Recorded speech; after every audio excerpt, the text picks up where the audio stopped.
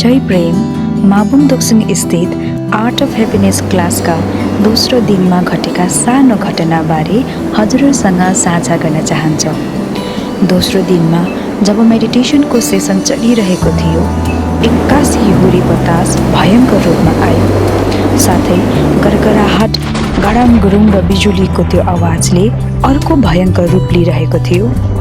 हामीबाट केही टाढा मात्र डरेलोको त्यो आक्रोश भावले मनमा अर्को आशंका उत्पन्न गरिरहेको थियो। त्यो झरीले अझ पूर्ण रूपमा गति पक्रेर निरन्तर हावाहुरी बतासको बेगसँग नाच्दै वरिपरि बारेको कपडाहरू पनि उडाएर लगिदियो अनि कक्षा स्थानमा नै जलमथलम पानीले भरिदियो।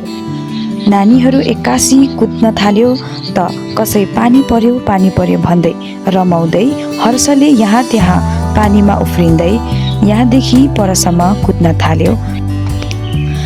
अब के गर्ने त भन्दै टिचर्सहरूको पनि बहस सुरु हुन लाग्यो अनि समाधानका केही टिप्पणीहरू गर्दै हास्य व्यङ्ग्य पनि गर्न थाल्यो।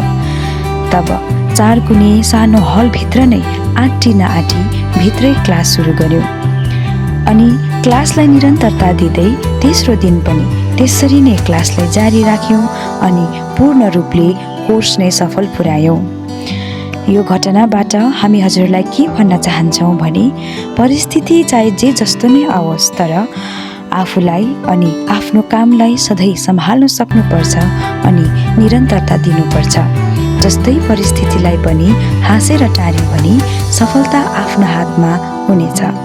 आर्ट अफ ह्याप्पिनेस क्लासले पनि यही गुणहरूबाट पोख्त हुनुमा ठुलो मद्दत पुर्याउनेछ। जय प्रेम।